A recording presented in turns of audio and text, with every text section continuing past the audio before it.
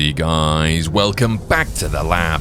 In today's experiment, every kingdom in WorldBox declares war on a single bear. We gave him immortality, armor, absurd health, and then pointed every kingdom on the planet at him and waited.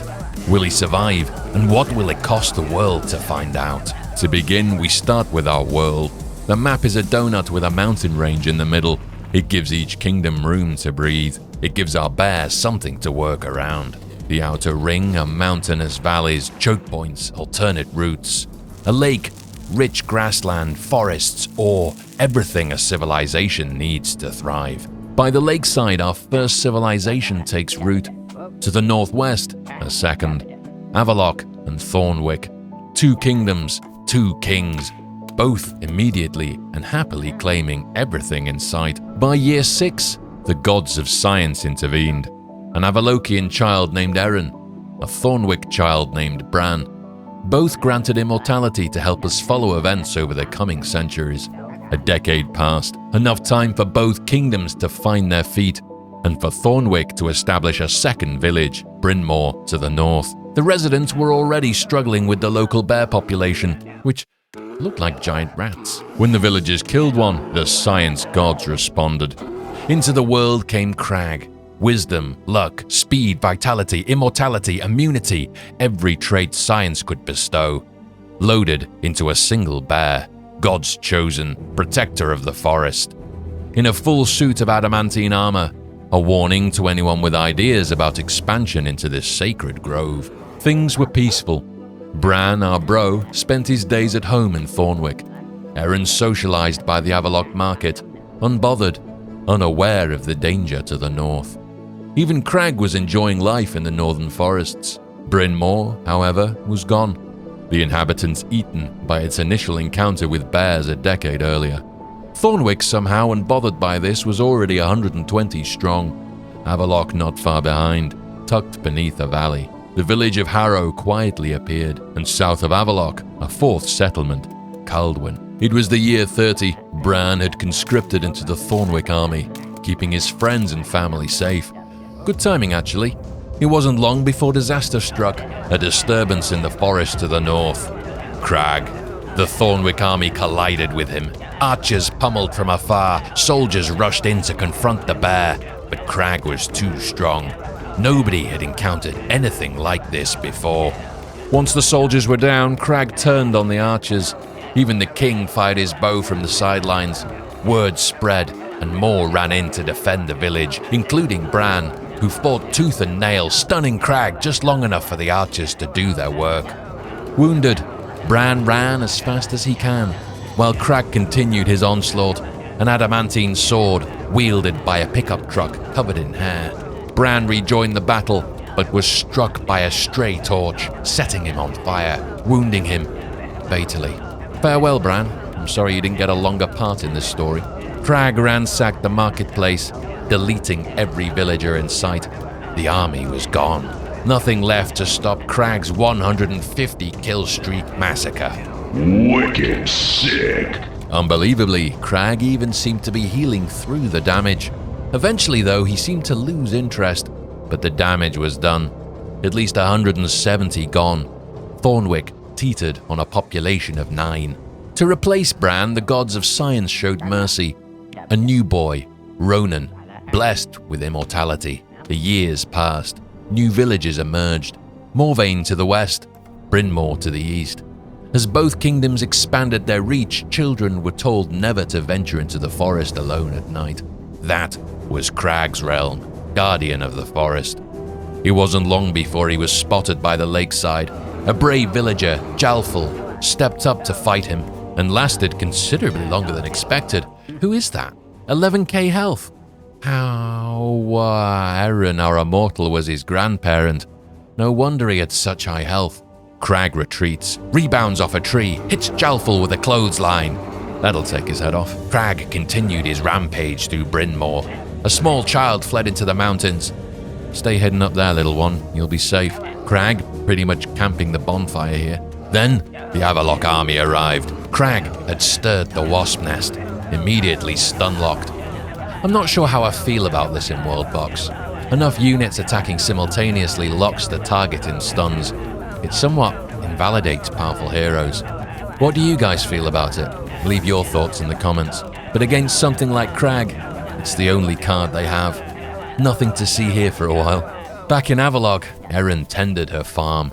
She lost a child to Crag, paid her taxes, lost another child. Just another day in WorldBox.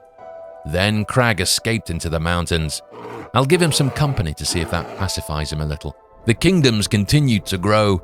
A new village, Nahim, appeared to the north. It'll be interesting to see how long they last. This is Crag's turf. Like Bran before him, Ronan had been conscripted into the military, which, to be fair, was probably a death sentence in this scenario. Though with enough time and technology, these villagers might just find a way. Erin, meanwhile, was sleeping outside in the dirt, despite having just found a new house. Weird. Avalok was thriving regardless. Crag was chilling. 241 kills apparently, enough to satisfy him. Sated, for now. Then Avalok declared war on Thornwick. Not everyone was pleased. There were already voices arguing the kingdoms should be focused on overcoming Crag, not each other. But the human desire for expansion was too great, ingrained in both cultures. Neither kingdom willing to stop, and so the fighting started. Harrow struck first to the south. Meanwhile, Crag had arrived in Nahim to the north. Looks like he had some cubs during his time away, and he's brought them here to learn to hunt in a small village. The echoes of history coming back to haunt the town. Whoa, the Avalok army coming round the bottom of the mountain here. 145 soldiers inbound. Soldiers to the south, Crag to the north. Ronan was still far south, probably for the best. The Avalok army tore through Harrow. Thornwick had Crag in stunlock to the north. Armies, larger and better equipped now. We're seeing more and more of this, but it looks like his cubs are starting to break up the stun party. The Avalokian army lingered in Harrow, looking to take the city. Then, they found Ronan. This doesn't look good. Crag was still being dragged north, perhaps someone trying to lead him away from the village. South, Ronan's taking a pounding. One of the last soldiers standing, one of the few things stopping the army taking the city. Outnumbered, Ronan surrendered, turned cloak to the Avalokian kingdom. Was Ronan right to switch sides, or should he have gone down with his kingdom? The move probably saved his life, but he lost his family, he lost his city. Thornwick, already weakened by Crag, fell quickly to the Avalokian forces.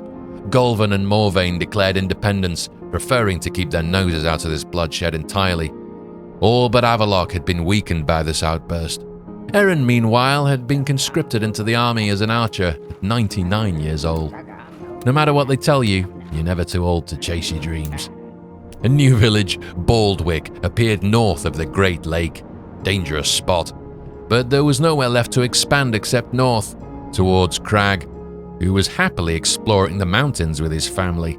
Scratch that, Grenville appeared, an even dicier spot. Then Churchwick backed up behind it. Baldwick, suddenly feeling a lot less exposed. It wasn't long before Grenville attempted to greet the bear threat. Suddenly a hero emerged. The fool. Crag dispatched him with ease. Grenville was in trouble. Villagers swarmed to defend. If they could hold Crag in stunlock, they had a chance. But one-on-one, there was little hope. Crag leveled up with every kill, becoming more and more powerful. Grenville looked ruined. Crag moved on to Churchwick. It was only a matter of time. Then his family pushed onwards toward Thornwick. More resistance there. The cubs stun-locked. If they could work together to break each other out, they might have it. But as much as I thought Thornwick had this one, it was going downhill again. Crag gained momentum, picking off villagers one by one, 560 kills, the abominable Crag. Then it started swinging the other way. With a little more time, I think the humans might actually have this. I feel like this is going to become the catchphrase of this video. Good time to check in on Ronan and Erin. Things were more peaceful in the south, less exposed to Crag's wrath, who was being pushed north again. But the humans struggled to sustain the momentum and finish him off. It was here that the Sign's gods grew impatient. An age of darkness fell upon the land, an opportunity for foul creatures to emerge and prey on the unwary. Through the long night, Crag was pushed back north once more. But to the south, armies were moving. Evil mages had spawned, the darkness providing fertile ground. The villagers here had uncovered a pocket of them in the mountains, and hundreds fell victim to the flames of the mages' staffs. With Golvan weakened in the attack, the other villagers smelled blood in the air. They hit Golvan in their moment of weakness. Fighting broke out in the streets as armies came face to face, and Golvan fell. The armies moved west to Morvain, taken.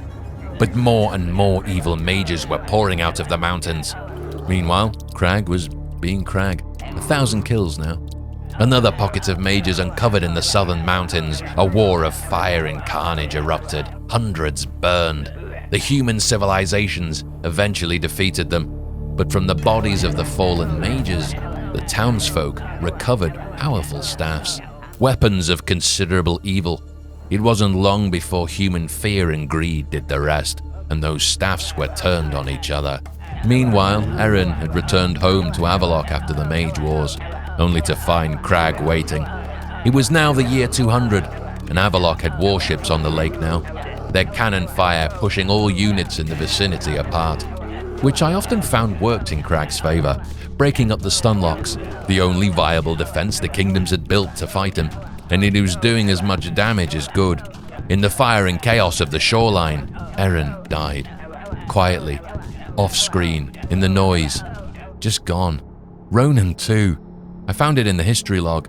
He must have passed after the Mage Wars. Rip, brother. The Mage Wars and Crag's wrath had left Avallac'h exposed. Thornwick sensed it, and the first village began to buckle in the chaos. Then an asteroid joined us. Holy cow, it's all popping off now. Then, 2 villages, Monborg and Arth, had been founded to the north. The humans had new weapons now, evil staves, which seemed to do considerably more damage to their own armies than to Crag, who had been granted immunity from fire, the townsfolk less so. Avallac'h was gone, a hole to the east where it once stood.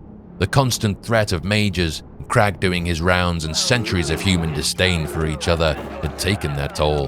The kingdoms were weakened now. Then the science gods were appeased. An age of hope returned.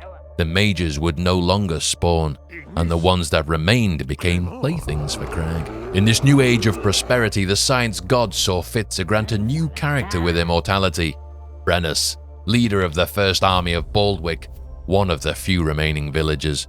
Entangled in a bitter conflict with Brynmore, whose village sat snug between the lake and the mountains. That geography had proved decisive for their survival. Brynmore soon attacked, taking a weakened Baldwick into their kingdom. Brennus lost his city, lost his family, and he was brimming with rage. And somewhere nearby, an evil staff lay beside its previous owner, waiting, always finding the next vessel with enough turmoil to hear it. Brennus heard it the moment he was close enough.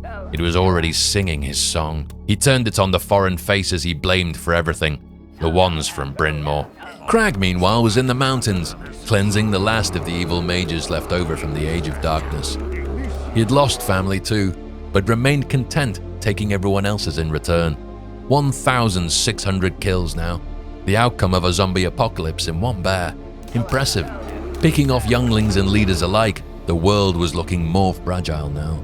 A few survivors clung on in the west, the remaining settlements nestled in the east. Crag continued his reign of terror, moving down into Golvan. Even the fiery staves did little to slow him. Then, Kaldwin. The evil staves tore through everything in their area of effect, the lust for power leading the remaining kingdoms into their own demise. In fairness, Crag was already down to 29k health. Perhaps, for the humans at least, it was time to turn things around. Not for Golvan and Kaldwin. Both gone. The North had to unite against Crag. If they didn't do it soon, it was over. Brennus of Baldwick was also concerned, though for different reasons. Still deeply angry at the surrounding towns that had once been his enemy. Their inhabitants now sleeping in his bed and eating food from his table. He plotted his revenge. A few decades of reprieve followed. The human kingdoms rebuilt their strength. By year 300, the Northwest fell under attack again. Crag's great cleanse continued, but the kingdoms were stronger now. Bratia, one of Brennus's great-grandchildren, had inherited her grandfather's health pool and gave Crag a genuine run for his money. Sadly, they couldn't sustain it. Angered further still by Fratia's death, Brennus joined the fray, wielding one of the last evil staves known to man, burning everything in his path. Crag was on the back foot. Did the humans finally have what it took? Crag retreated, picking instead on a smaller town to the south. The first time he had been pushed back like this. The losses were huge. Brennus had been instrumental. But many of the townsfolk had burned in his wrath. To Brennus, they had it coming. Traitors from Bryn Mawr, all of them. If anything, they should be thanking him for saving them. The torn ideology of the North caused fracture and rebellion. It was Gawain, a soldier of Monborg, who finally said enough. Civilization had become a flicker of what it once was. The mage wars, the infighting, centuries of human disdain. The enemy had been Crag all along. Currently, on another rampage to the west, Gawain headed south to Baldwick to negotiate a truce. He found Brennus. The proposal was simple. Gawain proposed a trap. Everyone working together, Crag pinned into a corner, finished once and for all. Brennus was no fool. He hated Crag as much as any man, more since Fratia, but his people would not follow him. Brennus was secretly despised.